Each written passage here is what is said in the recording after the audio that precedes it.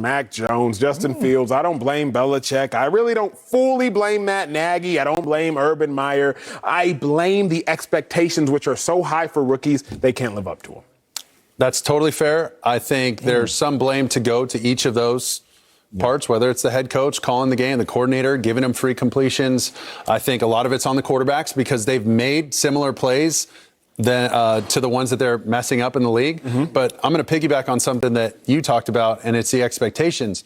But why are these expectations so high? So since 2008, before 2008, that's our line of demarcation, okay? Before 2008, it was totally normal to get your first-round draft pick quarterback and sit his ass the entire year. Say it, bro. That was what you did. Yeah, you know why? That was the rule. Because he had to learn. There are too many things that he's not prepared for. He's just not. And you can't do it without the experience in practice. You don't know what the locker room's like. You don't know what the road trips are like. You got to get into a routine. You got to learn how to watch film. You don't even, a lot of these guys coming in right now, they can't even draw up all the fronts that they're going to end up seeing, let alone the blitzes, let alone these coverages, these combo coverages. So what do? They sat them. Carson Palmer, Aaron Rodgers. But what happened in 2008? Joe Flacco, Matt Ryan busted on the scene. Where'd they go? Playoffs, rookie year. 2009, what do? Sanchez, Stafford, boom, you got to play them. That's what happened last year. This is the new move. That changed the course of the NFL. I'm telling you, bro, that's when it happened. Emoji. Now, now the rule is, well, you got to play them. You picked them in the first round. You're paying them all that money. That's not true. Says who? Says who? That's become the new normal. Wow. I got a call. I'm going to take this. Mustard on deep, bro. Yeah, you got to leave on that note. Your second take ain't going to be that. That was amazing. Okay, let me push back. Let me push back a little bit before I even get to my take on this. Peyton Manning started his rookie year before 2008. Troy Aikman. I'm not saying it's it happened. I wonder, but it became like a rule instead of just the outlier. I give you a lot of that respect. Okay. I'm blaming two things. Because, look, when you got a blame pie, you can't eat the whole pie. You got to take slices, right? So we can't just say coaching. We can't say personnel. Can't say quarterback. I'm going to say two things in particular. One is simple. The draft. The draft properly rewards the worst team. Now, the worst team is going to sit there and say, we want the most important position. So it's going to go for a quarterback, whether it's a reach or not. If there's anyone in consideration, anyone comparable at the top of the draft, take the quarterback. Tie goes to quarterback. Okay, you drafted a quarterback high in the draft on a bad team, obviously, because that's why you got the number one pick or top pick. Woo! He's good, but he's not good enough. I don't give a damn how good he is. Peyton Manning, we played him his rookie year. They were 3-13. He had 28 interceptions. We were laughing in our defensive meetings like, damn, he looks sorry for the number one pick. And Coach Wade Phillips kept saying, laugh now because you're going to cry later. And it happened that fast the next year for Peyton Manning. Now, other than the simple reason, I think the real reason, the complex reason, I would love to hear your response to this. I played defense in college, obviously. I get to the pros. Even my mind was blown by how complex the defense coverages, blitzes, all of our package became. And then I'm like, okay, this is hard for me to figure out, but I'm not going to lie to anybody. Playing defensive end, I don't have to know what all y'all doing. I mean, it helps to know the flow of it. It helps to know what the offside is doing. Maybe they're going to throw the quarterback my way. But in particular, I didn't have to know what everyone was doing. Excuse me, Mr. Quarterback, rookie, processor, just turning on and activating. Not only do you have to know what you have to do, all 11 on offense, everyone on defense, before the snap, pre-snap, post-snap, we're going to disguise what we showed you and be something different. We were talking about robbers and coverage and blitz packages, etc. All of that, and you have 2.5 seconds to figure it out, or it's your ass.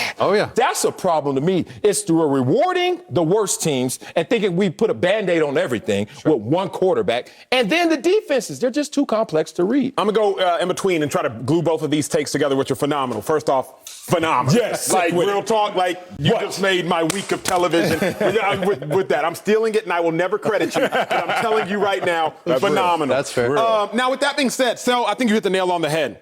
The NFL wants this. They don't want rookie quarterbacks to fail, but they want parity. The NFL has created this. If you are the worst team, you get the first pick. Thus, you go to the worst situation. I created this full screen. I thought it was mind-blowing, but not as mind-blowing after what Sanchez said. Picks 1 through 9 versus picks 10 through 32, first-round picks since 2000. The quarterbacks in picks 1 through 9. If you look at it, picks 1 through 9, they have a 460 winning percentage, 33% winning percentage in the playoffs. Picks 10 through 32. They have a 500 winning percentage, a 526 winning percentage in the playoffs. Clearly, picks 10 through 32 were not better prospects than picks 1 through 9. But picks 10 through 32 go to better situations 100%. than picks 1 through 9. That is why they succeed at a higher rate. In all honesty, and take this off so we can look at Sanchez. Sanchez is the only quarterback drafted from picks 1 through 9 to win a divisional game in his first 2 years. I got an asterisk for that, though. I don't care. You still get it. And so it's like there's a reason you look at Joe Burrow threw for 400 yards, but they didn't win no games. You look at Justin Herbert. He balled, but they didn't win no games. But then you look at a guy like Lamar Jackson. Instantly comes in and succeeds. You look at a guy like Patrick Mahomes. Now, obviously, they're superstars, but instantly come in and succeed. But the Mitch Trubisky's, the Daniel Jones, sure, maybe they're not as talented. Or maybe they could just never overcome the circumstance. That's a huge point that you made, but my 5th overall pick, they traded up from 15 or 16. You're 15 or 16. You know how fragile it is. Look at the Raiders this year. They're what, 2-1? 3-0. Excuse me, 3-0. And they're right there. A razor's edge to be 1-2, right? That's your old school, 8-8, 9-7. Dude, 8-8, 9-7? I mean, you're right there. We're talking maybe 3 possessions, maybe a couple field goals, a handful of plays all season that change the trajectory of where you land at the end of the season. So the team picking me is very different from the team that just picked Zach Wilson. Are you kidding me? I love that. I mean, we had a veteran locker room. We just needed a quarterback. We had a veteran locker room, veteran defense, great defensive line. Rex put our defense in the top 5. We had the number 4 all-time rushing attack at that point in the league as a rookie. We're in 3rd and 6, 3rd and 7, and we're handing off power with 2 running back, a fullback, 2 tight ends, and a receiver. Are you kidding me? Like, it's a different animal. It's a different animal, and that stuff plays a part. But some of these things, these guys are learning on the fly. Now it's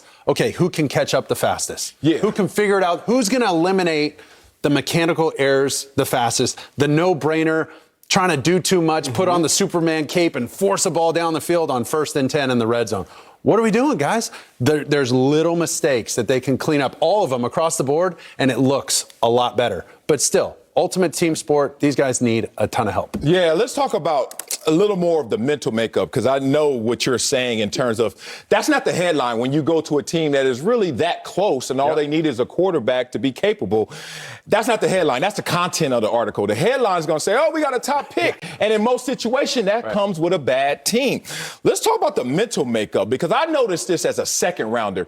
And when I got drafted in the second round, I was disappointed. I don't know why, because I shouldn't have even been drafted, I thought, going from the Ivy League, and people were telling me, oh, good luck. And then you start reading articles where you're going to go in the first round. But I was so thankful after I witnessed this. The first rounder was Antoine Smith. He was a running back. He's first day of practice. He's competing with Thurman Thomas, getting the same amount of reps as Thurman Thomas. That wasn't a problem. That made me feel a little disappointed. The good thing about it was when we left practice, they said, Antoine, come here. And he got pulled in every direction. We had to go in the room. Marcellus, here's a few helmets to sign. 10. Here's for you, Antoine, 1,000. And I was like, dang, every day. And he was a running back, not even a quarterback. You go from being the man on campus, senior, whatever it is, to the next day you're at the bottom of the total poll until you're a top quarterback. Then all of a sudden they have you in rare air, but you haven't qualified for that. So now you're trying to be a leader to guys who are looking at you like, dude, prove something. And you're getting pulled in every direction. I think in terms of you saying distraction, not necessarily distraction, but certainly not supporting you fully focusing on your task. I just have one question then. Then what's the solution? Because we've been sitting up here going back and forth. You were the top 5. Marcelo says it. The number 5 pick overall. Would you think that rookie quarterbacks should start on the bench? Do you think they should all start and just baptism by fire? Or do you think every team should have to go on a case-by-case basis and figure it out? It's got to be case by case, because you got to look at the surrounding talent You got to look at not just your draft position, but really who's on the team. Who's he throwing to? Yeah. Who's the coordinator? Have we drafted? Have we developed a quarterback before? Do we really know what we're doing yet? You know, you got to understand his skill set, how he's going to fit in your system. I do think it's a case-by-case scenario. But, you know, one of the most important things that Marcellus touched on, these guys are going from college, okay? You know, are you going to the, you know, Winter Invitational with Susie? Or, you know, how'd you do on the math test? And, man, I got a paper to write. To a locker room with grown men, and now you're 22 years old with multi-millions of dollars in your bank account, and you're expected at 22 years old to just suddenly be the face of this franchise and have the discernment and you know, decision-making skills of a 65-year-old Supreme Court justice, you know, overnight. And that's not real.